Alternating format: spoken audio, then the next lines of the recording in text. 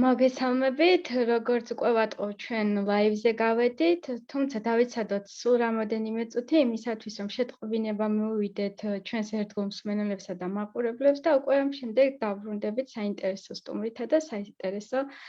თემით, ასე რომ სულ რამოდენიმე წუთში ისევ.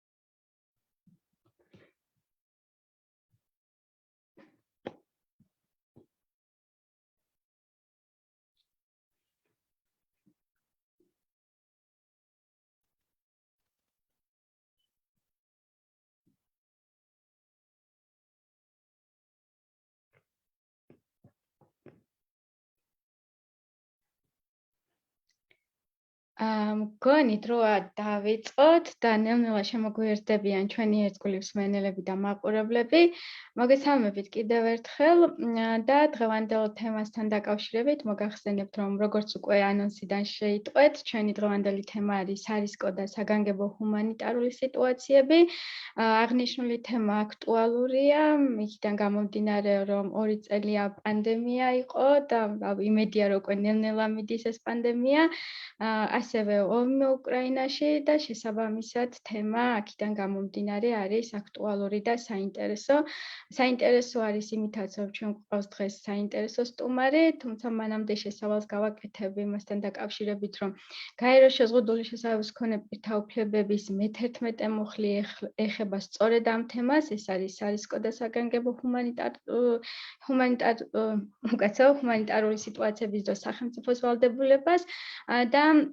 ამ მუხლის თანახმად კონვენციის მონაწილე სახელმწიფოები იღებენ საერთაშორისო სამართლის, მათ შორის საერთაშორისო ჰუმანიტარულ კანონითა და ადამიანის უფლებათა საერთაშორისო სამართლით გათვალისწინებულ ყველა საჭირო ზომებს, რათა უზრუნველყოფილ იქნეს შეზღუდული შესაბამის მქონე პირთა დაცვა და უსაფრთხოება სარისკო სიტუაციებში, შეიარაღებული კონფლიქტების, საგანგებო ჰუმანიტარული და სტიქიური უბედურებით გამოწვეული სიტუაციების ჩათვლით. როგორც უკვე ვახსენეთ, დღეს ჩვენ გვყავს ძალიან, ასე ვთქვათ, კომპეტენტური სტუმარი ამ საკითხში და არა მარტო ამ საკითხში, შეზღუდული შესაბამის მქონე პირთა უფლებების დაცვის კუთხით, ასევე გამოცდილი მრავალი, ასე ვთქვათ, წლიანი სტაჟის მქონე ნინო ვალიკოვი. ნინო ვალიკოვი არის სახალხო დამცველის აპარატის შეზღუდული შესაბამის მქონე პირთა უფლებების დეპარტამენტის უფროსის მოადგილე და ნინო, პირველ რიგში ძალიან დიდი მადლობა მინდა გითხრა, რომ დაგვთანხმდი და შენით გადატვირთული გრაფიკის მიუხედავად დღეს ჩვენთან ერთად ხარ და ასე ვთქვათ, დაგვითომ დაახლოებით 40 წუთს 1 საათს და კიდევ ერთხელ ამისათვის ძალიან დიდ მადლობას გიხდი. მე ჩვენს მაყურებლებს კიდევ ერთხელ შევახსენებ, რომ ჩვენი პირდაპირ ეთერი ლაივი უზრუნველყოფილია ჟესტური ენის თარჯიმნით და ამისათვის ძალიან დიდი მადლობა ლეკუნა ჯაფოშვილს. ასევე კიდევ ერთხელ შეგახსენებთ, რომ თქვენ შეგიძლიათ დასვათ კითხვები აღნიშნულ საკითხთან მიმართებით და ჩვენი სტუმარი თავისი კომპეტენციის ფარგლებში აღნიშნულ საკითხთან მიმართებით აუცილებლად გიპასუხებთ. მოკლედ მე ბევრი არ გავაგრძელო და დავუთმო ჩვენ სტუმარს ნინოს. ნინო, მოგესალმები კიდევ ერთხელ და პირველ რიგში დავსვამ კითხვას ასეც მარტივს, თუმცა ყველა მარტივია რა თქმა უნდა. რო გითხარი, რას მოიცავს სარისკო და საგანგებო ჰუმანიტარული სიტუაციები, აი მარტივი ენით, გასაგები ენით, ასე ვთქვათ, არა იურიდიული სიტყვებით და ჩვენი მშობლებისთვის რო იყოს, ასე ვთქვათ, ადვილად გასაგები. მადლობა მარიკო, პირველ რიგში ძალიან დიდი მადლობა მოწვევისთვის და ჩემთვის ძალიან საინტერესო თემაა და ზოგადად შესაძლოა მქონე პირთა უფლებებს რაც ეხება, იცი რომ ჩემთვის ძალიან მნიშვნელოვანი საკითხებია ეს ყველაფერი და ძალიან მიხარია რომ დღეს ვარ თქვენთან ერთად და საუბრობთ აი ამ თემებთან დაკავშირებით. რაც შეეხება სარისკო და ჰუმანიტარულ სიტუაციებს, სარისკო და ჰუმანიტარული სიტუაციები ეს არის ნებისმიერი ისეთი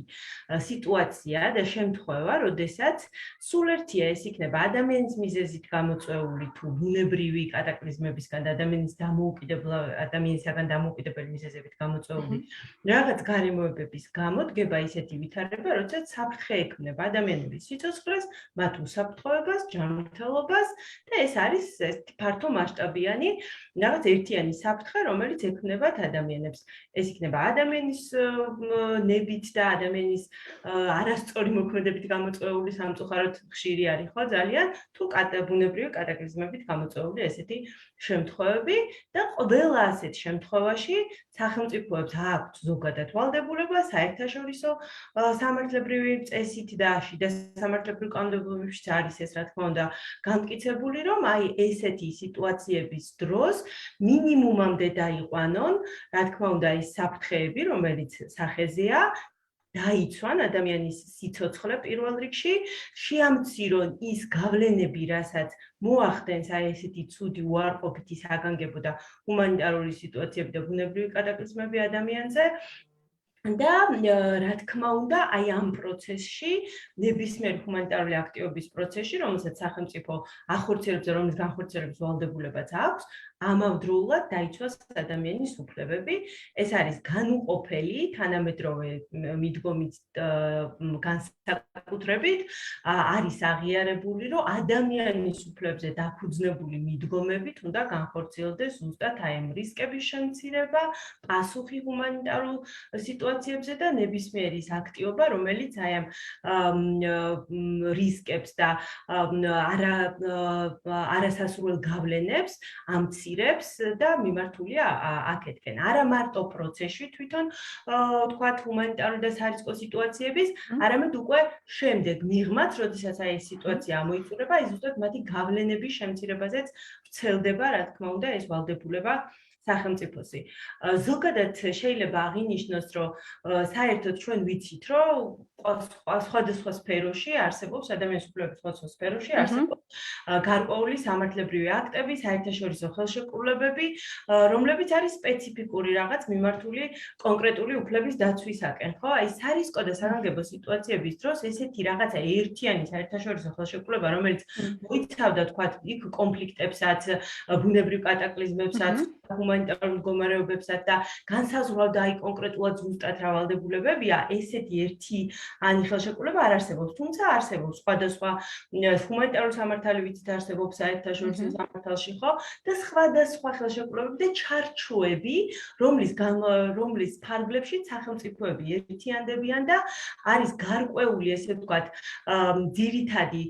გაიდლაინები და ძირითადი პრინციპები, რომლებიც უნდა იყოს დაცული სარისკო და ჰუმანიტარული სიტუაციების დროს და ესეთ დროს ძალიან დიდი მნიშვნელობა ენიჭება გაეროს სხვადასხვა სააგენტოების და ორგანოების აქტიურობას,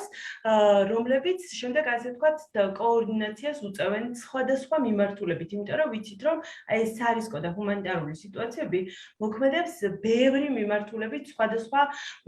უფლებებზე იქნება ეს თუ უფლებრივ ჯგუფებზე იქნება თუ სხვადასხვა კატეგორიებზე ადამიანების და ერთ-ერთი არის მათ შორის შეშმო პირები, რომლებზედაც სპეციფიკური, ესე ვთქვათ, მოქმედება შეიძლება ჰქონდეს აი ამ სარისკო და ჰუმანიტარულ სიტუაციებში. აი უფრო ფართოდ რომ გაგვიშალო ეს თემა ნინო, აი ამ დროს ასე ვთქვათ მომეტებული საფრთხის წინაშე ვდგავართ ჩვენ შეზღუდული შესაძლებლობის მქონე პირები, ხო, სხვა ჯგუფებთან ერთად და აქედან გამომდინარე სახელმწიფოს აი რა ვალდებულება აკისრია შეშმო პირთა უფლებების სიცოცხლის დაცვასთან მიმართებით, რომ აი კონკრეტულად რომ რაღაცა მაგალითების სახითაც რომ მოგვახსენო. კი ბატონო, როგორც უკვე თქვი, აი გაეროს სააგენტოებს აქვს ძალიან დიდი როლი და ერთ-ერთი რაც ესე ვთქვათ, აქტიური არის ვთქვათ, ადამიანის უფლებათა უმაღლესი კომისარი, რომლის ერთ-ერთ მოხსენებაში ნათქვამია, რომ გარკვევით არის უკვე გამოყოფილი სახელმწიფოს ვალდებულება დაიცვას ყველა ადამიანის ინტერესი ჰუმანიტარული და საგანგებო სიტუაციების დროს და სულ ერთი ეს ანუ ყველა ჯგუფის ინტერესი დაიცვას ადამიანის უფლებებზე დაფუძნებული მიდგომებით და თვითონ აი გაეროს სააგენტოებიც აღნიშნავენ, რომ ერთ-ერთ ყველაზე დაუცველ ჯგუფებს განეკუთვნებიან შშმ პირები. ზოგადად შშმ პირებით ვიცით, რომ არ არის რაღაც ერთიანი მასა და მათშიც არის, ხო? კიდე უფრო დაუცველი არის შშმ ქალები, ხო? ან შშმ მიგრანტი პირები, ან იძულებით გადაადგილებული პირები, ხო, რომლებსაც გარდა შეზღუდული შესაძლებლობისა კიდევ სხვა ბარიერები აქვთ, რომელიც მათ აყენებს არათანაბარი მოპყრობის რისკის ქვეშ, ხო? მაგრამ პირველ რიგში რაზე უნდა დავფიქრდეთ, ხო? როდესაც სახელმწიფოებმა რა გააკეთონ, აი ამაზე გვაქვს მსჯელობა. რა ხდის ჯგუფს მოწყვლაც, ხო? არ მიყვარს ეს სიტყვა. განსაკუთრებულად დაუცველ. მაგრამ ხო. რა ქმნის, რა ხო ჯგუფს ის არათანაბარი სოციალური, ეკონომიკური თუ პოლიტიკური თუ დამოკიდებულებითი მიდგომები, რომელიც მანამდე არსებობს ქვეყანაში, ვიდრე ვთქვათ წარმოიშვება ეს ჰუმანიტარული თუ საგანგებო მდგომარეობა, ხო? პირველ რიგში სახელმწიფოებმა უნდა იმუშაონ რაც შეიძლება აქტიურად იმისკენ, რომ აი ეს უთანასწორობა მოისპოს და ზუსტად ამას აღნიშნავენ საერთაშორისო დონეზე, იმიტომ რომ ეს ძალიან რთული საკითხია, უკვე დაწყებულ კონფლიქტში, უკვე დაწყებულ რაღაც საგანგებო მდგომარეობაში, როგორ დავიცვათ ადამიანის უფლებები, ეს ისედაც ძალიან რთული თემა და კიდე შშმ-თა უფლებები, როგორ დავიცვათ, პრაქტიკაში უფრო რთულდება ამის გაკეთება და ამიტომ საერთაშორისო ორგანიზაციები მოუწოდებენ სახელმწიფოებს, რომ პირველ რიგში პრევენცია, ხო, რომ დავიწყოთ ზრუნვა იმაზე, რომ არ გვყავდეს განსაკუთრებულად დაუცველი ჯგუფები, რომ შემდეგ აი მათი უფლებების თანაბარი დაცვა უფრო რეალისტური და უფრო მარტივი გახდება და აი ამისკენ იყოს მიმართული და ზუსტად შეზღუდული შესაძლებლობის მქონე პირთა უფლებების კონვენციის აი ეს მე-11 მუხლი, რომელსაც შენ დაიწყე, ხო, დღევანდელი გამოსვლა, ზუსტად მაგას ეხება. ის ხო ახალს არაფერს არ აწესებს. მე-11 იმას ამბობს, რომ სახელმწიფომ უნდა დაიცვას შეზღუდული შესაძლებლობის მქონე პირთა უფლებების საგანგებო სიტუაციების დროს. ეს ვალდებულება სახელმწიფოს ადამიანის უფლებების დაცვის ჰუმანიტარული სიტუაციების დროს ცალსახად ისედაც აქვს და საერთაშორისო სამართალი აღიარებს, რომ სახელმწიფოს ვალდებულება ადამიანის სიცოცხლის დაცვა და საგანგებო სიტუაციის დროს თუ კი ის არ განახორციელებს შესაბამის ზომებს, რომ ადამიანის უფლება დაიცვას და ამას თქვა მისი სიცოცხლის ხელყოფა მოყვება, ეს უკვე სახელმწიფოს პასუხისმგებლობაა. ეს ვალდებულება ისედაც არსებობს, მაგრამ კონვენცია კიდევ ერთხელ უსვამს ხაზს, რომ სახელმწიფოს ახსენებს, რომ დამატებითი ზომების მიღებაა იმისთვის საჭირო, რომ შენ შეზღუდული შესაძლებლობის მქონე პირები დაიცვა და ეს არ გულისხმობს აუცილებლად საგანგებო სიტუაციის დადგომის შემდეგ ზომების მიღებას. რა თქმა უნდა, შემდეგ ზომების მიღებასაც გულისხმობს, მაგრამ არა მარტო. არამედ პირველი რასაც ეუბნება ეს არის, რომ უნდა აღმოფხვრა ის უთანასწორობა, რომელიც არსებობს, იმიტომ რომ არსებული უთანასწორებები საგანგებო სიტუაციის დროს აუცილებლად კიდევ უფრო ღრმავდება და ეს პანდემიამაც დაგვანახა და ომიც გვაჩვენებს ამჟამად, სადაც ეხა ყველაზე მეტად რაზეც ვართ ხო ინფორმირებულები უკრაინაში და არა მარტო უკრაინაში, ჩვენ ვიცით, რომ სოფლიოში არაერთი ცხელი წერტილია, ხო, სადაც სამხედრო კონფლიქტი მიმდინარეობს, შეერაღებული დაპირისპირება და აქ ეს კიდევ უფრო ღრმავდება. გარდა ამისა,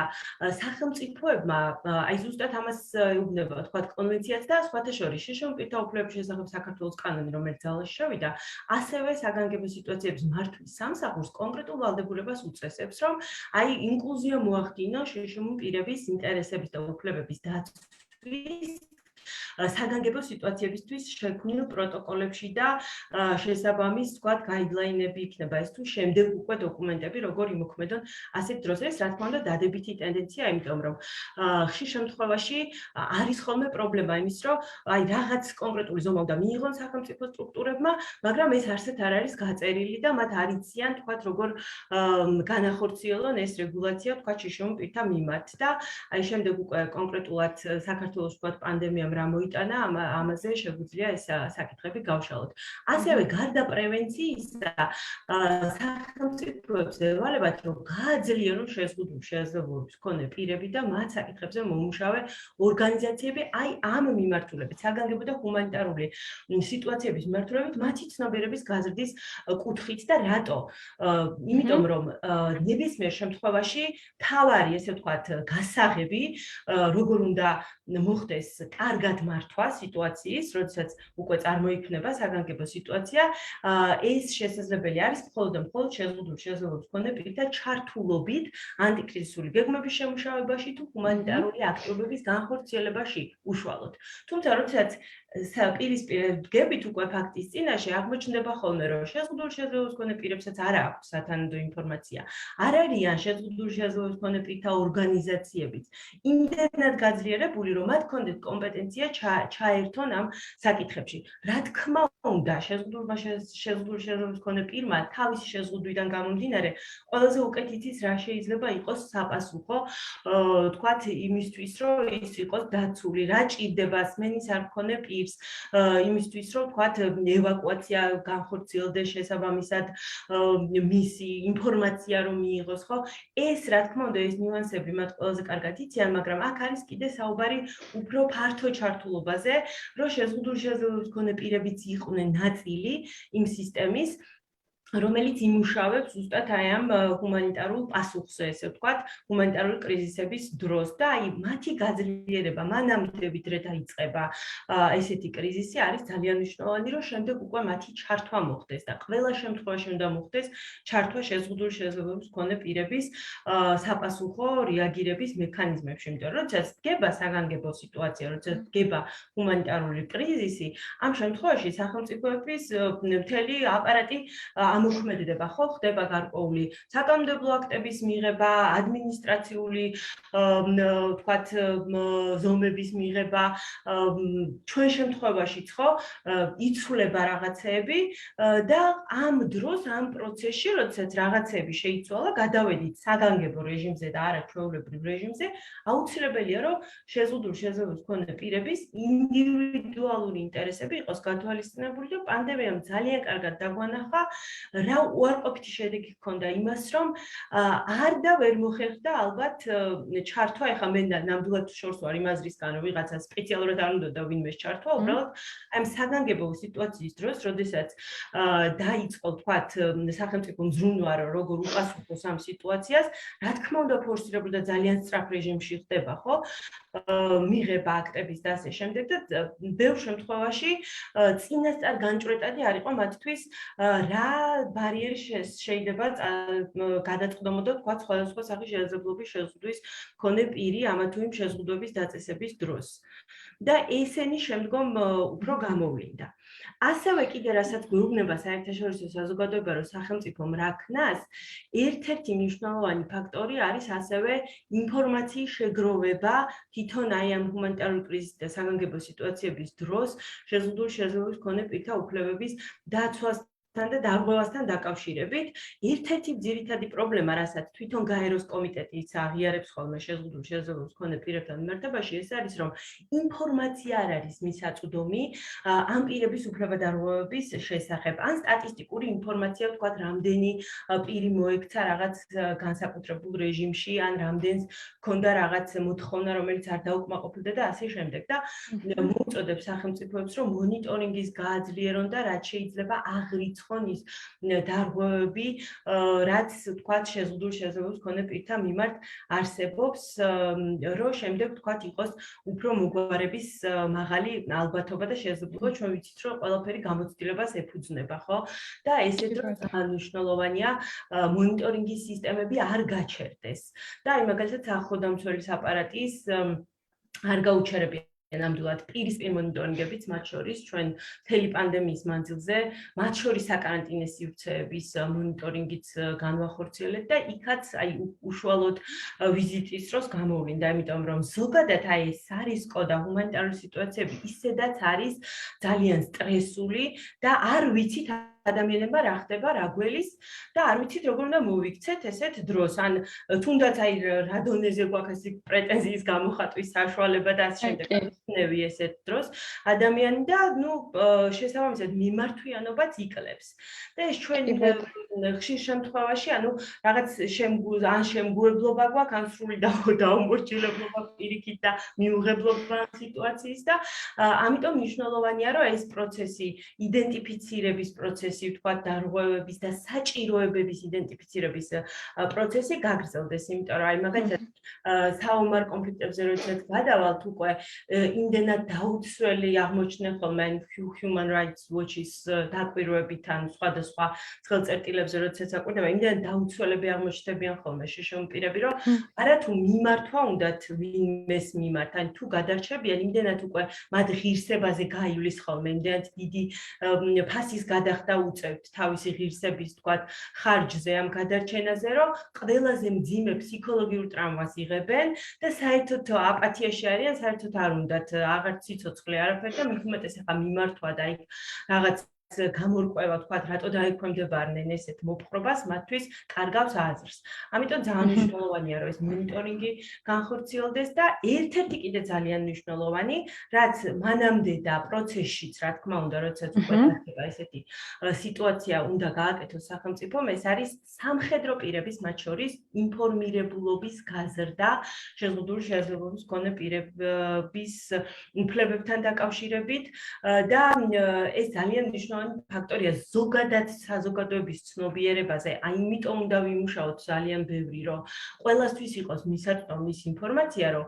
მინიმუმ 10% და მსოფლიოს მონაცემებით ვიცით, რომ 15% ხო, გარკვეული შესაძლებლობის შეზღუდვას განიცდის და ესე იგი მას სჭირდება გარკვეული ინდივიდუალური მიდგომა იმისთვის, რომ სრულყოფილად მიიღოს ინფორმაცია და ისარგებლოს თანაბარ პირობებში სხვებთან იგივე უფლებებით, უფლებები და შესაძლებლობის შეზღუდვის არ მქონე პირის სარგებლობს, ხო? ეს რაღაცნაირად, აი, ხო, თითქოს მარტივი არის, როდესაც ვამბობთ, ვიცით, რომ მსოფლიოში არის ესეთი მონაცემი, რომ 15% და ქვეყნების მიხედვით, ხო, რაც უფრო განვითარებულია ქვეყანა, მეტ% ესე ვთქვათ, აჩვენებს შესაძლებლობის შეზღუდვის მქონე პირების. 10% ვთქვათ, ხო, 8% ვთქვათ, ადამიანების არის გარკვეული შესაძლებლობის შეზღუდვის და ეს უნდა იცოდეს ყველა, უნდა იცოდეს ექიმმა, უნდა იცოდეს სამხედრო პირმა, ნებისმიერმა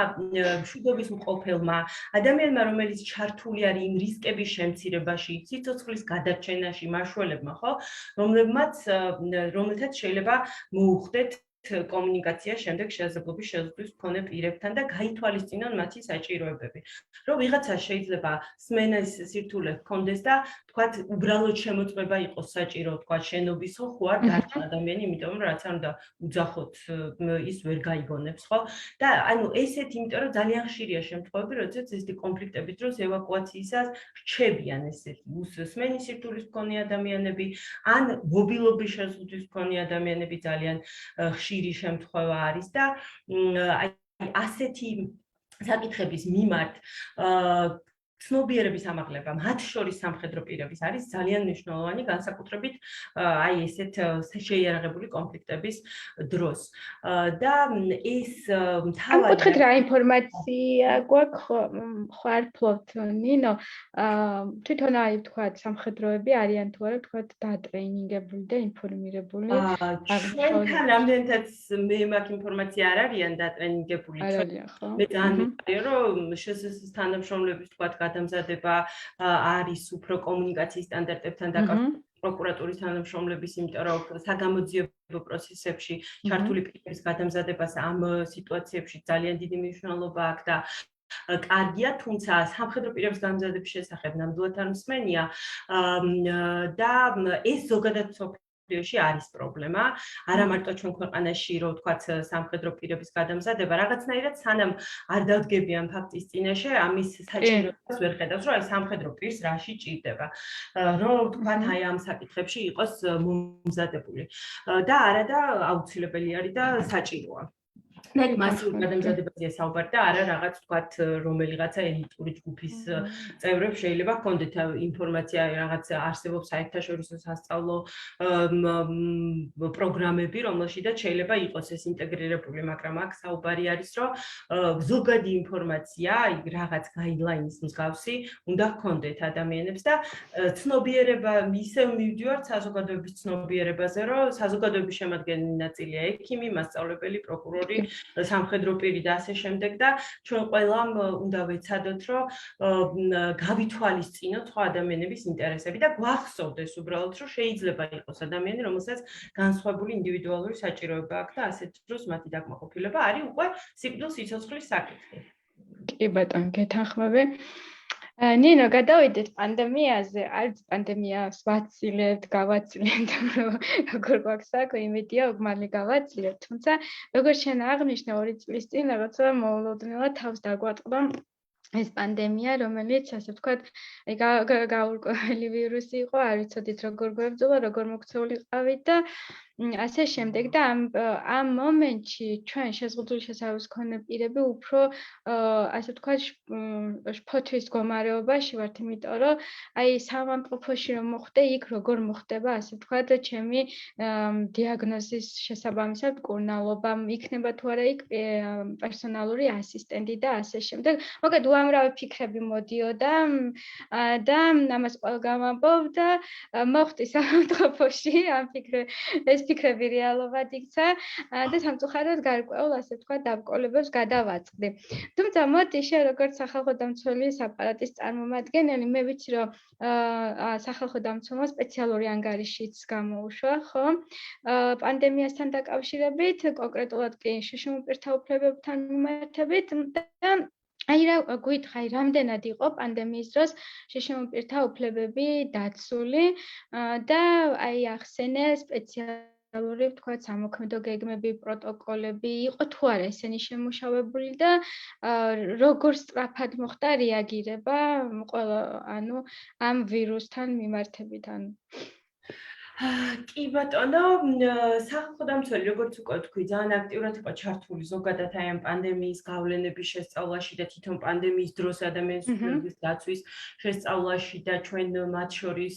პანსიონატებშიც ჰქონდა ვიზიტები, საკარანტინო სივრცეებშიც ჰქონდა ვიზიტები და ვიღებდით შეტყობინებებსაც, ვთქვათ, კონკრეტულ ინდივიდუალურ საქმეებსაც, უფლებადარღვევის ფაქტებთან დაკავშირებით და მაშინ ანუ სახალხო დამცველიც იყო საგანგებო რეჟიმზე გადასული, ესე ვთქვათ, იმიტომ რომ ჩვენ შევცვალეთ უკვე ტაქტიკა, იმდენად სწრაფი რეაგირებები იყო ყველაფერზე საჭირო, რომ ძალიან ხშირად უკვე სატელეფონო რეაგირების გზებს ვეძებდით ხოლმე, ვთქვათ, იგივე უწყებებთან, რომ მალე რაღაცა კონკრეტულად არსებითად მოგვეგვარებია და არ დავლოდებოდით, ვთქვათ, რომელიღაც აქტში, რომელიღაც ცვლილების შეტანას, იმიტომ რომ ეს ძალიან სწრაფ რეაგირებას მოითხოვდა ზოგადად. სახელმწიფომაც ისევე როგორც თელმა მსოფლიომ ჩვენთანაც იქნა მიღებული, რა თქმა უნდა, საგანგებო ზომები, პირველი ეს პრეზიდენტის დეკრეტი რაც იყო მიღებული, აი ამ დეკრეტით იქნა შეზღუდული რიგი უფლებები, ადამიანის რიგი უფლებები და რაც ყველაზე ისეთი თვალსაჩინო და ისეთი იყო მტკივნეული ეს გადაადგილების, თავისუფალი გადაადგილების უფლება იქნა შეზღუდული, საკარანტინო რეჟიმი იქნა დაწესებული, ტრანსპორტის აკრძალვა ასევე განათლების სამინისტროს მიეცა შესაძლებლობა, რომ სხვაგვარად დაერეგულირებია განათლების ყველა საფეხურზე განათლების მიწოდების მეთოდები, ასევე ვთქვათ, შეიცვალა ჯანდაცვის სამინისტროს მხრიდან სოციალური რეაბილიტაციის და ბავშვზრუნვის პროგრამის მიწოდების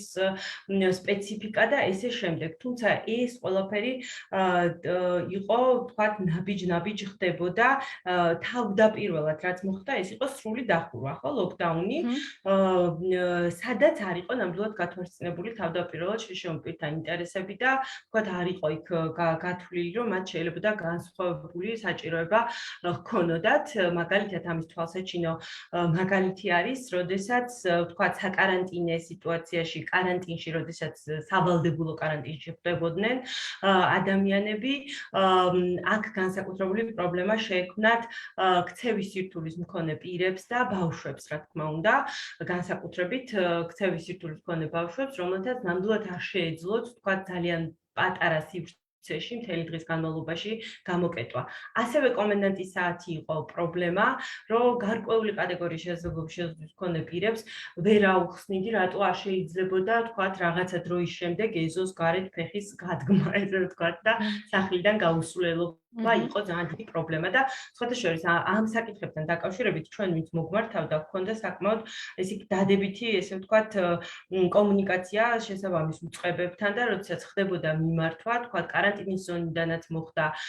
შემდეგ დაშვება იმის, რომ გარკვეული კატეგორიის ადამიანები გასულიყვნენ და თქვათ მათ სხვა რეჟიმს დაქვემდებარებოდნენ და შესაბამისი ცვლილება შევიდა მოგვიანებით დადგენილებაში, ანუ მანამდეც დაუშვეს და დადგენილებაში შევიდა ეს ცვლილება. ამიტომ ერთ-ერთი მთავარი რაც შეიძლება გააკეთონ, იგივე მშობლები იქნებიან ესენი თუ არასამთავრობო ორგანიზაციები, რომლებიც მუშაობენ შშმ საკითხებზე, ეს არის, რომ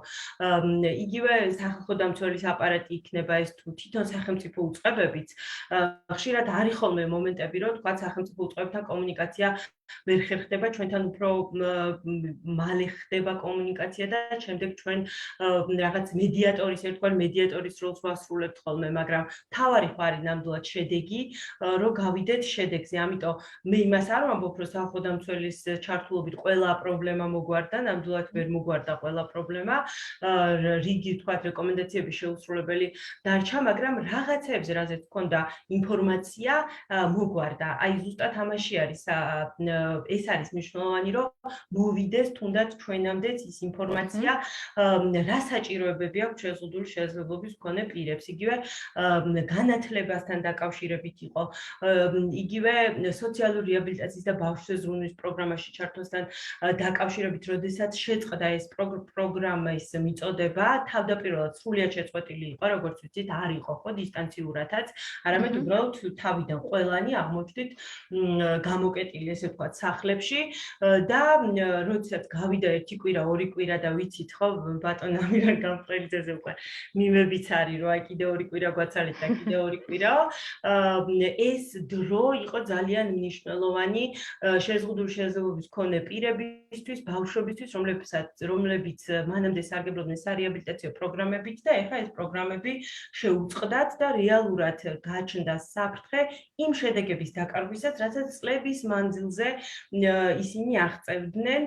და საჭირო ხდებოდა უკვე გამოიკვეთა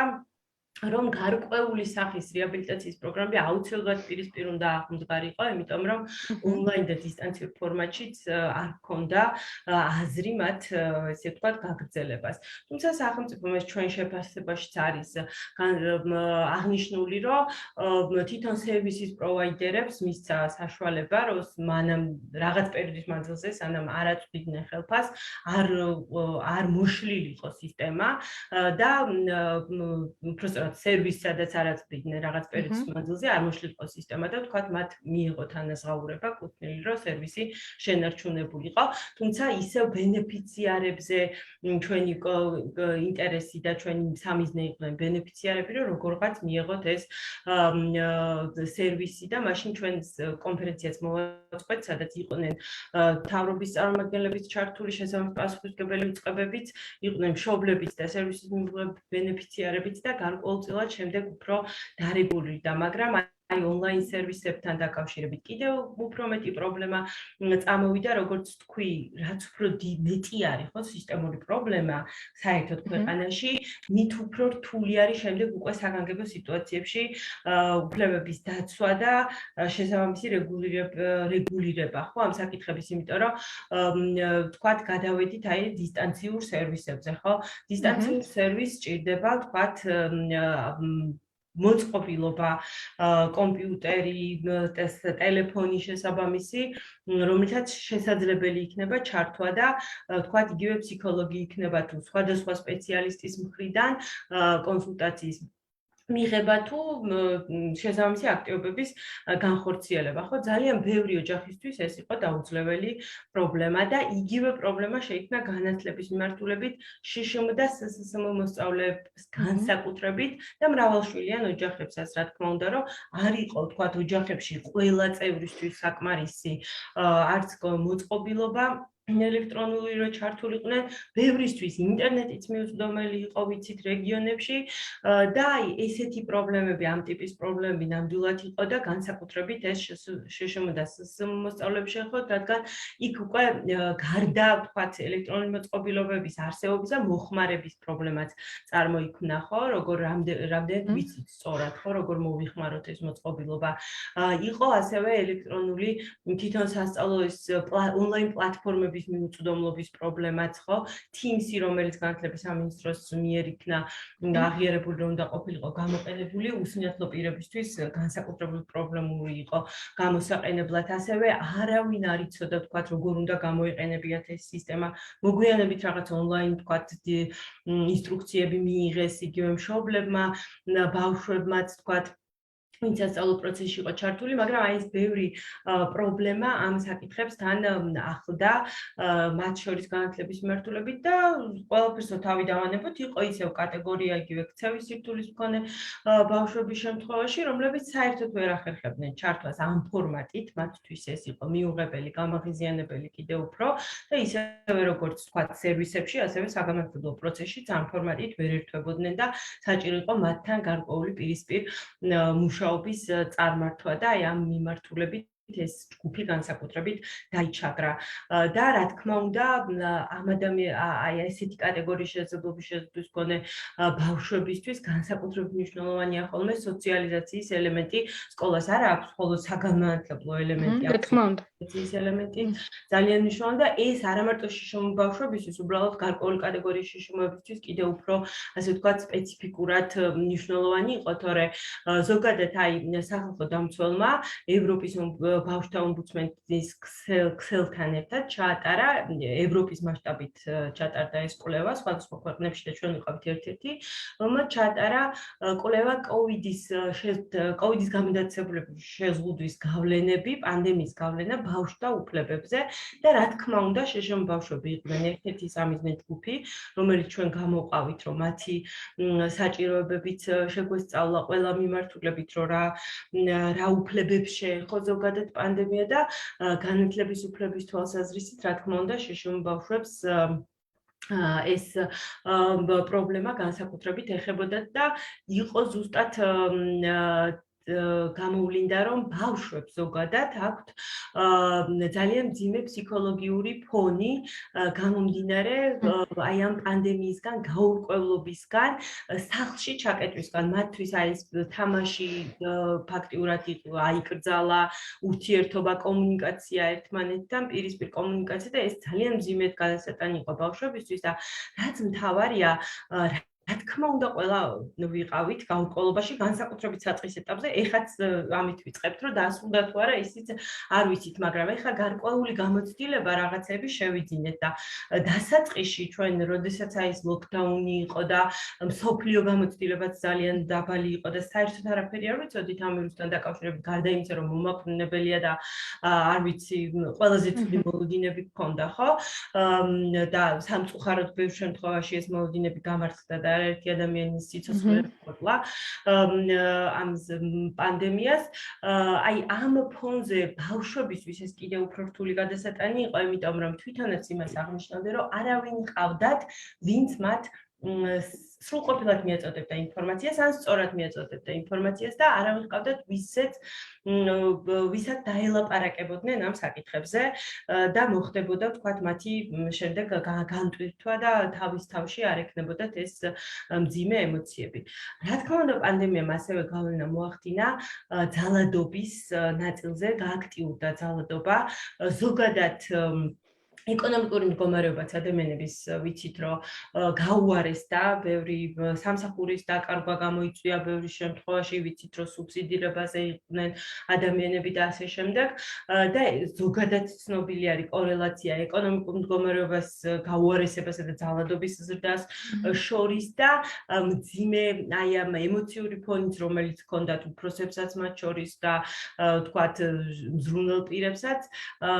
განსაკუთრებით დაუცველ ჯგუფებზე ეს ძალადობა უფრო გაძლიერდა და ეს ჩვენი კვლევის შედეგადაც გამოვიდა, რომ ბავშვების შემთხვევაში გაძლიერდა, თუმცა მიუხედავად ამისა, ნაკლები იყო მიმართვიანობა სამართალდამცავი უწყებების მიმართ. და ეს რა ანუ შეგაწყვეტილებნი, ანუ გვაქვს кейსი, რომ ძალადობა იყო შიშიმუ ბავშვის ან შიშიმუ ასრული ოჯახის წევრის მიმართ.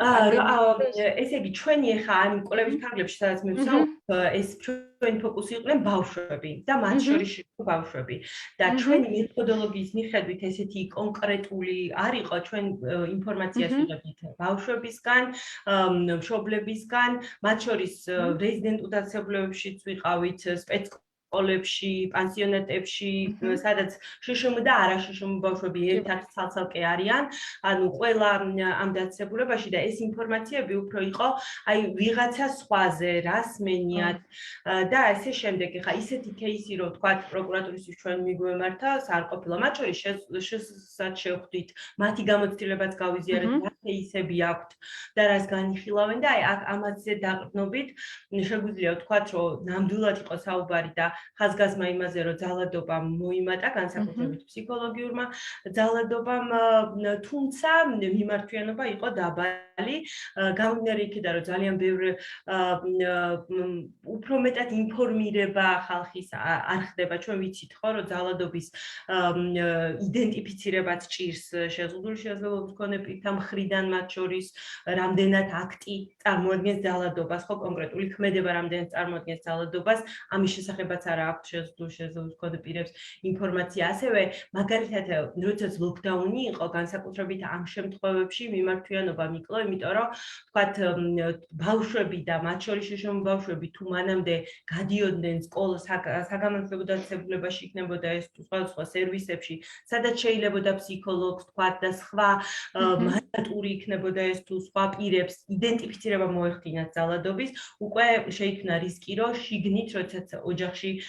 ხდებოდა რაღაც, მისი გარეთ გამოტანა აღარ ხდებოდა, იმიტომ რომ თვითონ რამდენად მიემართათ ვისთვის უნდა მიემართათ ამის ინფორმირებულობა არ იყო მაღალი და შესაბამისად აი ეს ინფორმირება ძალადობის შემთხვევებთან დაკავშირებით იკლო კიდევაც შსს-ში. მიუხედავად იმისა, რომ მაგალითად დადებითად შევაფასეთ ის ფაქტი, რომ შსს მიერ ხორციელდებოდა მესიჯების გაგზავნა მოქალაქეებისთვის დაკავშირებით, რომ მათ შეეძლოთ ძალადობის შემთხვევებზე შეეტყობინებინათ შინაგან საქმეთა სამინისტროსთვის და ეს ძალიან ესე ვთქვათ მნიშვნელოვანი არის, თუმცა არა საკმარისი, ვთქვათ ამ მიმართულებით, რომ ვიმუშაოთ. დამატებითი ქმედებები, ღონისძიებები ამ კუთხით, ვთქვათ, ამ ძალადობის კუთხით რა უნდა განხორციელებულიყო, აი პრაქტიკული თვალსაზრისით? ანუ პრობლემა შეიქმნა გამომდინარე ჩაკეტილი სისტემისგან. ხა მაგალითად ერთ-ერთი ვიცით, რომ პრევენციის ნაწილში ძალიან მნიშვნელოვნად ჩართული არის სახელმწიფო ზრუნვის სააგენტო, ხო და სოციალური ჯგუფები, რომლებიც სწავლობენ, თქვათ, წინასწარ შეფასებას აძლევენ кейსს, შეიძლება თავად მიმართონ შემდეგ ძალოვან და სამართალდამცავ უწყებებს ან არ მიმართონ, ხო? შეიზღუდა მათი მუშაობაც ესე პირისპირ რეჟიმში. არ შეუწყვეტიათ ნამდვილად, აი როდესაც იყო თქვათ მიმართვიანობა, რომ სავარაუდო ძალადობას აქვს ადგილი, ხდებოდა რა თქმა უნდა სოციალური მუშაკისგან ვიზიტი და ადგილზე შესწავლა სიტუაციის შეზღუდულად, მაგრამ მაინც ხდებოდა. თუმცა შემდეგ როგორ ვითარდებოდა სიტუაცია, მონიტორინგი кейსის მიმდინარეობდა დისტანციურად. ეს რა თქმა უნდა ქმნიდა გარკვეულ პრობლემას აღნიშნულთან დაკავშირებით, აი დისტანციურად რამდენად შეიძლება სრულფასოვნად შევაფასოთ, თქვათ, როგორ მიდის საქმე, თქვათ, ძალადობის ფაქტის შემდეგ ცოტა რთულია და გამომდინარე ამ რეჟიმებისგან რთული იყო. სირთულეებს აწყდებოდნენ თვითონ სამართალდამცავებიც. ახლა მაგალითად არ მოდიოდა თქვათ თანამშრომლობაზე ოჯახი ზოგიერთ შემთხვევაში არ უნდათ გამოძახება პოლიციის, იმიტომ რომ მათ პოტენციურად ბევრ ადამიანთან ჰქონდათ კონტაქტი და აღიქმებოდნენ როგორც ვირუსის გავრცელების მიზეზი. საკითხი და ერთ-ერთი მიზეზი ესეც იყო, რატომაც შეიძლება და არ გამოეძახათ თქვა პოლიცია, როცა სხვა შემთხვევაში არ შეიკავებდნენ ამისგან თავს და თვითონ პოლიციის მხრიდანაც მათ ხო ბევრ ადამიანებთან უწევდათ კომუნიკაცია და როდესაც ცნობილია რომ ერთ-ერთი ოჯახის წევრი თქვა არის ინფიცირებული, მათთვის პრობლემა იყო თქვა იმ ოჯახში შესვლა და ადგილზე სიტუაციის შესწავლა და ამ მიმართულებებით რთული იყო სიტუაცია. ასევე რთული იყო სიტუაცია, რა თქმა უნდა, პანსიონატებში და რეზიდენტულ დაწესებულებებში. სადაც შეზღუდული მქონე პირები გამოკეტილი არიან და რეალურად იქაც მოქმედებდა რა თქმა უნდა კარანტინის რეჟიმი დასაწყისში რომ თქვათ მათ ეკრძალებოდათ გასვლა და ესე თქვათ კომუნიკაცია სხვებთან ასევე ფსიქიატრულ დაწესებულებებში პრობლემა იყო და ჩვენ ცალკე ანგარიში გავაკეთეთ ფსიქიკური ჯანმრთელობის სერვისების წოდების პროცესში რამდენად იყო COVID რეგულაციები დაცული და COVID-ის დროს რამდენად მიეწოდებოდა სრულყოფილად ფსიქიკური ჯანმრთელობის სერვისები შესაბამისი საჭიროების მქონე პირებს და ამ მიმართულებითაც არაერთი თქვათ დარღვევა იქნა გამოვლენილი მიუხედავად იმისა, რომ ფსიქიკური ჯანმრთელობის სფერო იყო ერთ-ერთი, რომელსაც ყველაზე ესე ვთქვათ ოპერატიულად შეიმუშავეს გაიდლაინი, როგორ უნდა მიეწოდოს როგორც სტაციონარული, ისე ამბულატორიული ფსიქიატრიული დახმარება COVID-ის დროს, თუმცა რეგულაციების დაცვა რიგი მიზეზების გამო არ და ვერ ხერხდებოდა, იგივე მივდივართ ისევ სისტემურ პრობლემებზე, ბევრ არაერთ დაწესებულებაში, თქვათ სტაციონარ ფსიქიატრულ დაწესებულებაში, ისეთი სანიტარო-ჰიგიენური მდგომარეობა ზოგადად იყო და გადატვირთულობა სისტემური, საერთოდ არ იძლეოდა იმ გაიდლაინის დაცვის შესაძლებლობას და ამ შემთხვევაში მაშინ საერთოდ ვერ მიიღებდნენ იგივე დისტანციის დაცვის შესაძლებლობას და ასე შემდეგ და ბევრი სხვა პრობლემა ამ მიმართულებით გაჩნდა მათ შორის ფსიქიატრულ სფეროში. იგივე მედიკამენტების მიწოდების კუთხით, განსაკუთრებით როდესაც იყო ტრანსპორტის აკრძალვა, წარმოუდგენლად დიდი მანძილის დაფარვა უწევდათ ზოგიერთ პაციენტს, როდესაც თქვათ საავადმყოფო არ აკეთებდა სათანადო ორგანიზებას, თქვათ მედიკამენტის ამბულატორიული წესით მიწოდებასთან დაკავშირებით, ამ შემთხვევაში პაციენტებს უხდებოდათ ან მათ ახლობლებს ძალიან დიდი მანძილის ფეხით დაფარვა, იმიტომ რომ საზოგადოებრივი ტრანსპორტით ვიცით, რომ გარკვეული პერიოდის განმავლობაში იყო სრულიად აკრძალული და ამ მომენტებში არ იყო სათანადოდ ორგანიზებული პროცესი, რომ ადამიანებს მიწოდებოდათ დროულად ესე ვთქვათ, რაღაცა ისეთი განსაკუთრებული ბარიერების გარეშე, იგივე მედიკამენტები და სტაციონარულ დაწესებულებებშიც იყო გარკვეული პრობლემები გამოვლენილი. ძირითადად მაინც აი ეს განსაკუთრებით აისახა შშმ პირებზე სოციალური რეაბილიტაციის პროგრამების სარგებლობის და განათლების კუთხით და ასევე ჯანდაცვის კუთხით, რა თქმა უნდა, ისევ მივდივართ იქ რომ არ არსებობს, ვიცით ხო, ძალიან კარგად ვიცით ყველამ, რომ დღემდე არ არსებობს სტანდარტი, როგორ უნდა მოემსახურონ, თქვათ, სხვადასხვა სახის შესაძლებლობის შეზღუდვის მქონე პირებს, სხვადასხვა სახის სამედიცინო სერვისი როგორ მიაწოდონ. და ძალიან ბევრი პრობლემა წარმოიშვა და ძალიან ცოტა მოდიოდა, ესე ვთქვათ, ჩვენამდე და შემდეგ უფრო დაიწყო ინფორმაციებმა მოსვლა. კონკრეტული кейსები ხო არ შემოსულა განცხადებები, აი თქვათ სავარაუდო დისკრიმინაციის ფაქტის დადგენა თუ ანუ ჩვენი კანონმდებლობით, ну მაშინ არ იყო ეს კანონი მიღებული, მაგრამ გაეროს შეზღუდული შესაბამის მქონე პირთა უფლებების კონვენციით უარი გონივრული სადაგებაზე დისკრიმინაციით ითვლება და აი ამ კუთხით აი კონკრეტული საჭიროების გათვალისწინება და რაღაც მსგავსი ფაქტებისგან გამომდინარე ხო არ შემოსულა შესაბამის დეპარტამენტში განცხადება და ხო არ დადგენილა დისკრიმინაცია. კი, ანუ ესეთი დისკრიმინაციის ფაქტი არ დადგენილა პანდემიასთან კავშირში. ერთი დავადგინეთ, შშმ ორსულის მიმართ იყო დისკრიმინაციის ფაქტი, მაგრამ ეს არ უკავშირდებოდა პანდემიას, არამედ ზოგად პრობლემას, რომ არ ხდება შესაბამისი ინფორმაცია არ მიაწოდეს მისთვის მისაწვდომი ფორმით ამ ადამიანს და შესაბამისად არ გაიწია შესაბამისი, ესე ვთქვათ, სამედიცინო მომსახურება. ესე რომ ცალკე кейსები, აი ზუსტად მაგის თქმა მინდა, რომ არ მოსულა ჩვენამდე იყო ძირითადად რაღაც ინფორმაციას რომ მივიღებდით რომ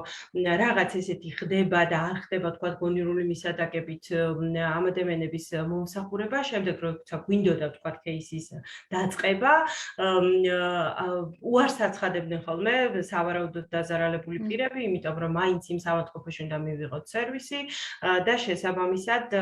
ეს პრობლემა იკვეთება. ერთ-ერთი ძირითადი პრობლემა, რაც ეხლაც ძალიან მნიშვნელოვანია, ეს არის განსაკუთრებით ფსიქოსოციალური საჭიროების მქონე პირებისთვის შესაბამისი დახმარების გაწევა, როდესაც каранტინის რეჟიმის გამო არ შეიძლება რომ თქვა თანმხლები პირი ახლდეს მას პალატაში, როდესაც არის ინფიცირებული. ეს ძალიან სერიოზული პრობლემაა, იმიტომ რომ ვიცით რომ გარდა მოვლის საჭიროებისა ამ ადამიანებს აქვს ფსიქოემოციური მიჯაჭვულობა მათი მხარდამჭერი პირების მიმართ თუ შეიძლება სულაც არ იყოს მხარდამჭერი, მაგრამ ადამიანი რომელიც მას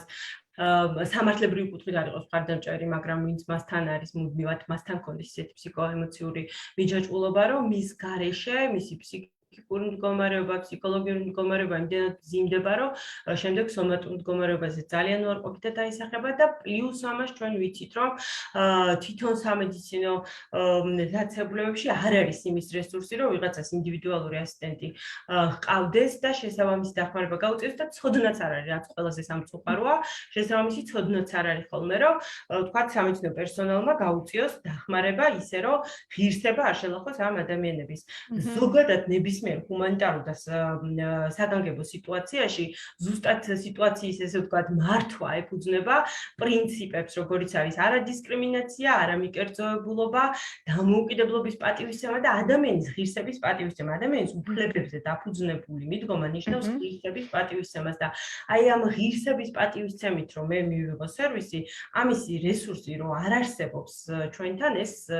ვიცით და აი აქ ძალიან ბევრია სამუშაო სამედიცინო მიმართულებით, ბევრი მიმართულებით რა თქმა უნდა, მაგრამ აი სამედიცინო კუთხით დღეს და ახლა უნდა დაიწყოს ამაზე მუშაობა, რომ პირველ რიგში ეს სისტემა გავმართოთ როგორც ასეთი და შემდეგ უკვე მიდგომები გაიმართება და რაც თავარია, არავითარი გამონაკლისი ვთქვათ პროცედურულად არ წერია არც ერთ პროტოკოლში, რომ მაგალითად თუ მაქვს ესეთი და ესეთი შეზღუდვა, მე შეიძლება შემომყვეს ვთქვათ ჩემი მშობელი იქნება თუ თანხმები პირი თუ ოჯახის წევრი საავადმყოფოში. არ იქნებოდა ვთქვათ ესეთი საჭიროება, თუ კი სამედიცინო პერსონალი იქნებოდა შესაბამისად აღჭურვილი. კიდევ ერთხელ ვიტყვი, გარდა ცოდნითაც, გარდა იმ შემთხვევებში, როდესაც ემოციური დამოკიდებულება და მიჯაჭვულობა აქვს ადამიანს ოჯახის წევრის ფიზიკური შესაძლებლობის შემთხვევაში და ამეთანხმები ალბათ, თუ კი სერვისს მიიღებ პერსონალური ასისტენტის იგივე სამედიცინო დაწესებულებაში არ იქნება პრობლემა და საერთოდ ზოგადად პერსონალური ასისტენტის სერვისი უნდა გქონდეს ზუსტად ესეც ღირსებაზე გადის, ხო? შეზღუდული შესაძლებლობის მქონე პირის, თუ კი იქნება ასისტენტის სერვისი, ეს პრობლემა არ იქნება, თუმცა ვისაც აქვს მენტალური პრობლემა, ამ შემთხვევაში შეიძლება იყოს მიჯაჭვულობა და კიდე ძალიან დიდი პრობლემა არის, ეხლაც პრობლემა არის ზუსტად სარეანიმაციო, ანუ პალატებში უფრო შემდეგ case by case რაღაცნაირად გვარდებოდა ეს პრობლემა, მაგალითად ხელს ესეთი ორგანიზაციის, მოკლედ საოჯახო ტიპის სახლის მახსოვს ერთ-ერთი ინფიცირების შემთხვევა იყო და იქ შეუშვეს თქვათ შესაბამისი პერსონალი ამ ადამიანებთან ერთად და არ იყო პრობლემა, არ შექმნა პრაქტიკის დონეზე, ესე ვთქვათ. მაგრამ თქვათ არსად არ იყო გაწერილი, სამედიცინო პერსონალით მოუმზადებელი ხდებოდა პირისპირ, როდესაც აღმოჩნდებოდა თქვათ ინფიცირებულ შემთხვევასთან და იცის მას აქვს გაიდლაინი, რომ ინფიცირებული პირი უნდა იყოს იზოლირებული და არავინ არ უნდა შეუშვას. და იმის იქით არაფერი გამონაკლისი მისთვის არ არის, ხო ცნობილი. შემდეგ ხდებოდა ვთქვათ ამის გარკვევა, რომ როგორ შეიძლება რომ კონვენცია რას მოითხოვს, ახლა ცოტა რთულია, ხო? და არც მოეთხოვება ესე ვთქვათ ახლა ადგილობრივ სამედიცინო მუშაკს, რას მოითხოვს კონვენცია და ამიტომ აი ზუსტად აი ესეთ გაიდლაინებში ინკორპორირება ვთქვათ გონივრული მისადაგების პრინციპის დადგენების და მინიმალურად ახსნა რა შეიძლება და შეიძლება გულისხმობდეს ეს გონივრული მისადაგება სხვადასხვა შემთხვევებში შემთხვევაში არის ძალიან მნიშვნელოვანი. თუმცა არის კიდევ უფრო რთული საკითხები, რომლებიც მეტ მსჯელობას მოითხოვს. იგივე ვთქვათ, სარეანიმაციო განყოფილებაში და ბლოკში დაშვების შემთხვევა, აქ უკვე საფრთხეებზეა საუბარი, ხო არ არის ყველა სარეანიმაციო ბლოკი ვთქვათ ინდივიდუალური და ერთი პირის შეშვებაზე არ არის, ხო აქ საუბარი უკვე სხვა ადამიანების ჯანმრთელობაზეც გარეშე პირიდან შეიძლება იქ სხვადასხვა სამედიცინო პრობლემა წარმოიშვას და არის ხოლმე შემთხვევები, როდესაც აი ეს უფრო მეტი კომპლექსური ანალიზი ჭირდება, ვთქვათ, რაღაცა საკითხს და ამას აუცილებლად ჭირდება, ვთქვათ, სხვადასხვა სფეროს ექსპერტების ერთად დაჯდომა შეზღუდული შესაძლებლობის მქონე პირებთან ერთად და რაღაცა ოპტიმალური გადაწყვეტილების მიღება ისევ, რომ შშმ პირი არ დაზარალდეს ამ პროცესში. კი ბატონო, ნინო, გადავალ შემდეგ კითხვაზე და ეს ეხება ომს უკრაინაში. აი, სიმართლე გითხრა ამ გადაცემისთვის, როდესაც ვემზადებოდით ამ Facebook Live-ისთვის, ჩემი ასე ვთქვათ, შთაგონება იყო ჩემი მეგობარი უკრაინელი, რომელიც არის ეტლით მოსარგებლე და რომელმაც უკვე მე რამდენჯერ დაწერა Facebook-ზე, რომ ეს სირენის ხმა როცა ირთვება, პირველი ფიქრი არის იმაზე, არიან თუ არა ადამიანები ჩემ გვერდით, რომელიც ჩამიყვანეს სარდაფში და გადავრჩები თუ არა ამჯერადაც, ხო? და ანუ რა თქმა უნდა, ომის საშინელება ყველასათვის, ყველაში იწვევს ემოციებს, შის და ასე თქვა შეიძლება რაღაცნაირად სიკწოს ჩაგახედოს თვალებში, ხო? მაგრამ აი ისევ და ისევ იმეორე ჩვენთვის შეზღუდული შესაძლებლობის მქონე პირებისათვის, ვისაც მობილური შეზღუდვა გვაქვს, ვინც გადავადგილდებით ეტლით, ხო? აი ეს ფოთვა გაათმაგებული არის, რომ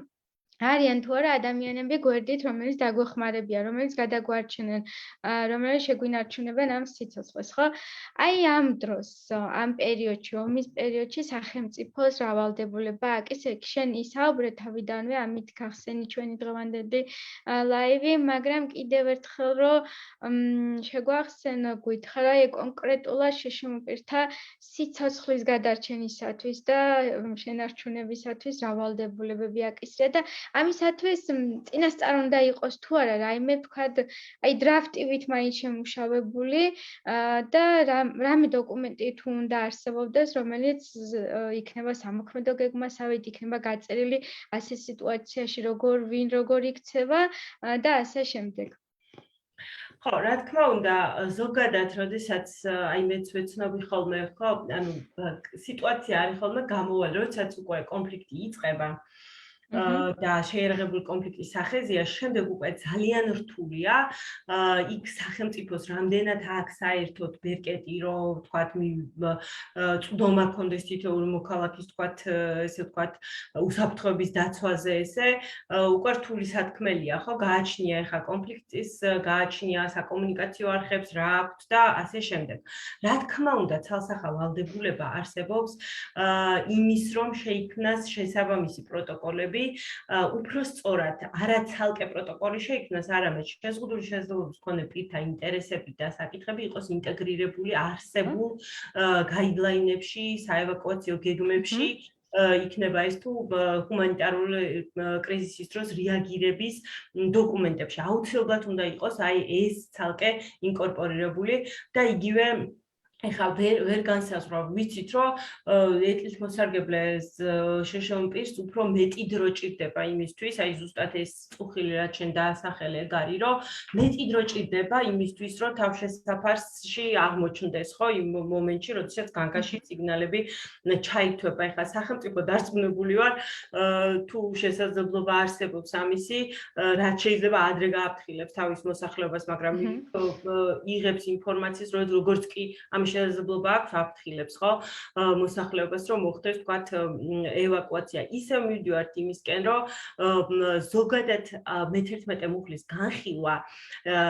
სახელმწიფოების მხრიდან ვერ ხდება განყენებულად, არამედ აუცილებლად ხდება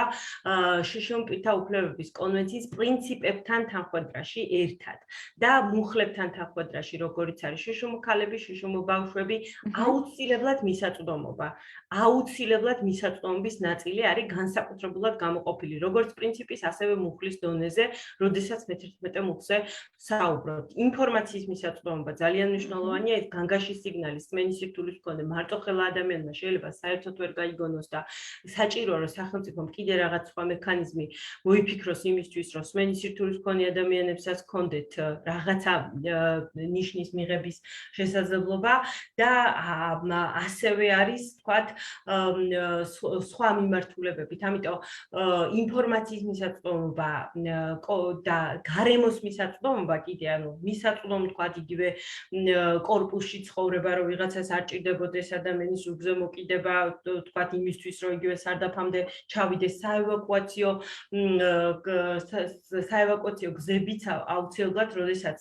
თავის დროზე თქვათ ეწყობა უნდა იყოს მისაწვდომი ხო ყველასთვის და უნივერსალური დიზაინის ინკორპორირება ამ მიმართულებით ძალიან მნიშვნელოვანია და სხვა შემთხვევაში უკვე დაწყებული კონფლიქტის შემთხვევაში რა თქმა უნდა მაქსიმალურად რაც შეიძლება იყოს თქვათ ინფორმაცია მისაწვდომი და ზოგადად ჰუმანიტარული პროცესები ევალება ხოლმე კონფლიქტის ყველა მხარეს და ამ შემთხვევაში მნიშვნელოვანია სამხედროების გადამზადებაზე, როდესაც საუბრობთ, როდესაც ხდება თქვათ ადამიანის სიცოცხლისთვის გადარჩენისთვის ბრძოლა, აი ამიტომ თქვათ უნდა იცოდნენ სამხედრო პირებმაც, რომ ვიღაცა შეიძლება ჰქონდეს პრობლემა. მაგალითად Human Rights Watch-ის ერთ-ერთი დაკვირვება იყო, რომ ერთ-ერთი ცხელი კონფლიქტის ზონაში მარტო იმიტომ მოკლეს ადამიანი, რომ ფიქრობდნენ, რომ ის არ პასუხობდა მას. ძალიან სამწუხარო შემთხვევა გაგვახსენდა ჩვენი მეტროს ადგილზე, რაც მოხდა პოლიციის მხრიდან ძალადობა, რომ იყოს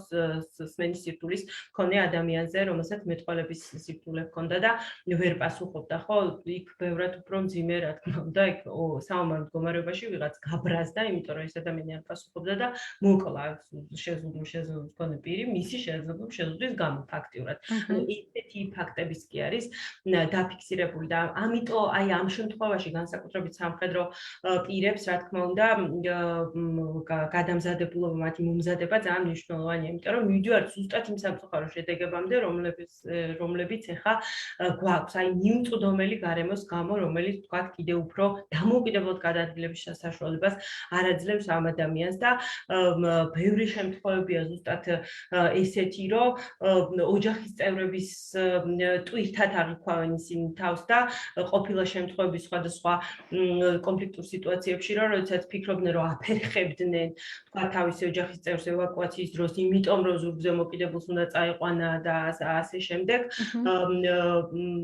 თვითონ ამბობდნენ უარს გადარჩენაზე და უნდათ თითქოს დარჩენა და რჩებოდნენ კონფლიქტის ზონაში და ვერ ხერხდება ხოლმე ევაკუაციის დროს ყველაზე თუ მდგომარეობაში აღმოჩნდებიან ხოლმე შეზღუდული შესაძლებლობის მქონე პირები და ზუსტად ეს იწვევს შემდეგ, რაზეც თავიდან ვისაუბრე, იმ გრძელვადიან ფსიქოლოგიურ პრობლემებს, ფსიქიკური ჯანმრთელობის პრობლემებს, რაც ყველაზე მძაფრად და მწვავედ ზუსტად შეზღუდული შესაძლებლობის მქონე პირებს ემართებათ ხოლმე. ამიტომ რა თქმა უნდა და არსებობს პროტოკოლებში და გეგმებში, ანუ შეიძლება ძალიან ისე უტრირებულად ჟღერს ეს გეგმების არსებობა, მაგრამ აუცილებელი და მნიშვნელოვანია, იმიტომ რომ ასეთ სიტუაციებშიც კი მიყვებიან ადამიანები გეგმებს და გარკვეულ პროტოკოლებს და მნიშვნელოვანია, რომ ინკლუზია მოხდეს შეზღუდული შესაძლებლობის მქონე პირთა საკითხების და ინტერესების და გადამზადება ყველა ადამიანის, ვინც ჩართული არის აი ამ მშვიდობის დამყარების პროცესში განსაკუთრებით სამედიცინო პერსონალის და სამხედრო პირების შეშრომ პირთა საჭიროებების შესახებ, რომ მათაც იცოდნენ, რომ ვიღაცა შეიძლება ან მეტი დრო დასჭირდეს, ან მეტი სხვაგვარად კომუნიკაცია დაჭირდეს. კომუნიკაციის საჭიროებები ხო ძალიან ელემენტარული რაღაც კომუნიკაციის საჭიროებებით რო იყოს გათვალისწინებული და მონიტორინგი აუცილებლად რომ ინფორმაცია გამოვიდეს, თუნდაც ეს ინფორმაცია მივიდეს იგივე ხელისუფლების ორგანოებამდე, რომლებსაც შეიძლება რაღაც მომენტში შეეძლოთ დახმარება და ვალდებულება არსებობს, ნამდვილად არსებობს, მიუხედავად იმისა, რომ არის უკვე საგანგებოდ ეს არისკო სიტუაცია, სახელმწიფოზე დევს ეს ვალდებულება, რომ გააკეთოს ყველაფერი ასეთ სიტუაციაში ადამიანის უფლების დასაცავად და მათ შორის შეშრომი პირის უფლების დასაცავად და თუ ეს არ მოხდება, რა თქმა უნდა, ამ შემთხვევაში სახელმწიფო ვერ შეასრულებს მის პოზიტიურ ვალდებულებას, რომ დაიცვას ადამიანის უფლება, ხო? ეს ვალდებულებაც აქვს სახელმწიფოს, რომ შეინარჩუნოს სიცოცხლის უფლება პირის და არა მარტო ის, რომ არ ხელყოს, არამედ დაიწვას ადამიანის სიცოცხლის უფლება და მისი რეალიზება. კი ბატონო და უკვე ბოლოსკენ მივდივართ, ბოლოს შეკითხვა, მაინტერესებს შენი აზრით რა გვასწავლა პანდემიამ და უკრაინაში ომმა, ამ გადმოსახედიდან რა უნდა გაითვალისწინოს შემდგომში სახელმწიფომ, რომ ღმერთმა დაგვიფაროს პანდემია კიდევ ხელახლა, რა თქმა უნდა ღმერთმა დაგვიფაროს ომი, მაგრამ მაინც რა არის გასათვალისწინებელი იმისათვის, რომ შეზღუდული შესაბამის მქონე პირთა უფლებები იყოს დაცული და გათვალისწინებული იყოს მათი საჭიროებები. კი, პირველ რიგში რაც გვასწავლა ეს არის, რომ სრულიად მოუმზადებელი ყველა ანგარიშის პანდემიის დროს ვიწყებდით ესე, რომ სახელმწიფო და ყველა საერთოდ ჩვენ პანდემიის შეხვდით სრულიად მოუმზადებლები. ეს მსოფლიო შეხვდა სრულიად მოუმზადებელი, სხვათა შორის ესეთი გლობალური პანდემია, ესეთი მთელი მსოფლიოს რომ მოიცავს, ხო, მიუხედავად იმისა, რომ რაღაც გარკვეული კრიზისები ყველგან არის ბუნებრივი კატასტროფები, არის ეპიდემიებიც მათ შორის, ხო, სხვადასხვა საქართველოში ესეთ გლობალურ რაღაც მოვლენას, რაც იყო რომ მთელ მსოფლიოს ესეთი საფრთხე შეუქმნა, ეს 100 წელიწადში ერთხელ ხდება და შესაბამისად ეთყობა იმდენად რომ დასრულდება იმდენად დიდხანს უნდა ადამიანს ამის რეაბილიტაცია, რომ მიუხედავად იმისა, ჩვენ ფსიქოლოგიურად გვინდა თუ არ გვინდა და ვართ თუ არა მზად იმისთვის, რომ რაღაც სულზე ვიფიქროთ, აუცილებელია გავითვალისწინოთ, რომ შეიძლება დადგეს ეს მომენტი და აუცილებლად დგება ეს მომენტები და საერთაშორისო საზოგადოება ზუსტად ამას ამბობს, რომ აუცილებელია პრევენცია, პრევენციისკენ მიმართული ღონისძიებები, განსაკუთრებით ბუნებრივი ჩვენ ვიცით, რომ არსებობს ბუნებრივი კატაკლიზმები, რომლებიც ჩვენ ადამიანის რაღაც კონტროლს მიღმა არის და ვერაფერს ვერ თუმცა დღეს ძალიან ბევრი რამაა ისეთი, რაც მათ შორის ბუნებრივი თქვათ კატასტროფები რაც შეიძლება არიდებული იყოს, ხო, თავიდან და რაც ადამიანის ჩარევამ და არასწორმა, თქვათ, ინტერვენციამ ბუნებაში გამოიწვია და ამისთვის არაერთი საერთაშორისო ჩარჩო არსებობს, რომ ეს ნაწილი იყოს თავიდან აცილებული, რაც შეიძლება რისკები მინიმუმამდე იყოს დაყვანილი და პრევენციაში იგულისხმება ასევე ზუსტად, ესე ვთქვათ, მზადება. პირველ რიგში რითაც დავიწყე, აღმოფხვრა იმ უთანასწორობის, რაც იწვევს, თქვათ, აი ამ უფლებების დაცვის კუთხით დისბალანს შეზღუდული შესაძლებლობის მქონე და შესაძლებლობის არ მქონე პირებს შორის. ხო, აი ამაზე რაც შეიძლება აქტიური მუშაობა უნდა განახორციელოს სახელმწიფომ, რომ ეს დისბალანსი არ მქონდეს და შემდეგ უკვე მისაწვდომობის ჭრილში განსაკუთრებით მნიშვნელოვანი არის როგორც უკვე თქვი, ჰუმანიტარული და საგანგებო სიტუაციების ზე პასუხის გაცემა და ამიტომ ძალიან მნიშვნელოვანია, რომ ამ მიმართულებით სახელმწიფოები გაძლიერდნენ თავის ყველა პოლიტიკაში და კანონში ეს გაითვალისწინონ და არა მარტო კანონში, არამედ პრაქტიკულ დონეზე მონიტორინგის სისტემა განხორციელდეს, რამდენად ჩვენ სად ვართ, რომ ვიცოდეთ, იმიტომ რომ ვიცით, რომ ძალიან ბევრი კარგი საკანონმდებლო რაღაც წინსვლა არსებობს და გვაქვს და საჭირო არის ახლა მათი თქვა პრაქტიკაში იმპლემენტაცია და ამიტომ რაც შეიძლება უნდა გააქტიურდეს სახელმწიფო ამ მიმართულებით, რომ მერე მისსავე შესასრულებელი ეს დაცვის ვალდებულება შეზღუდული შესაძლებლობის მქონე პირებისაც მათ შორის გახდეს უფრო იოლი და შესაძლებელი, ესე ვთქვათ, იმიტომ რომ როდესაც კონფლიქტი უკვე ღვივდება, როდესაც საგანგებო სიტუაცია უკვე სახეზეა, ბევრად უფრო რთულია. აუცილებლად ყველა დოკუმენტში, რომელიც მიმართულია ესე იგი, აი ამ ჰუმანიტარული და საგანგებო სიტუაციების შედეგების აღმოფხვისკენ აუცილებლად უნდა იყოს ჩართული შეზღუდული შესაძლებლობის მქონე პირთა ორგანიზაციები, აი ამ ღონისძიებების შემუშავებაში, ჰუმანიტარული აქტივობების შემუშავებაში,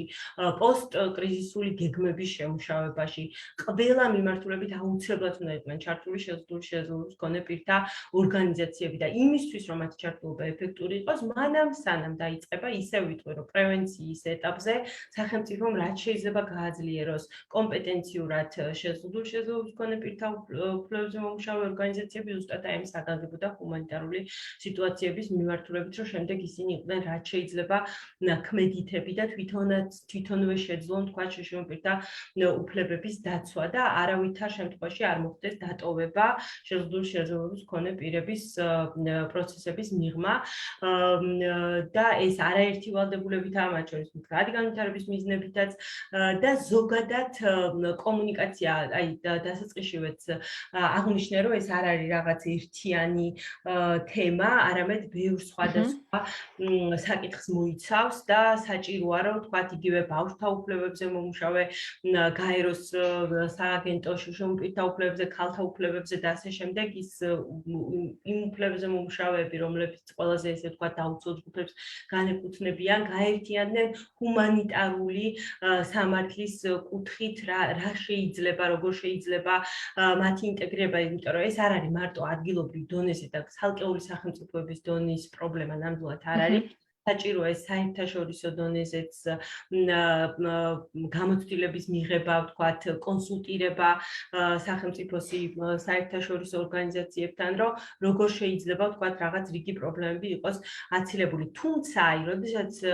აღნიშნულ საკითხებთან დაკავშირებით ვკითხულობთ თუ უსმენთ მსჯელობებს, კომიტეტის, რაც არის გაეროს შიშომპირთა უფლებების კომიტეტის მთავარი, ესე ვთქვათ, ორგანო, მათი მთავარი მოთხოვნა არის,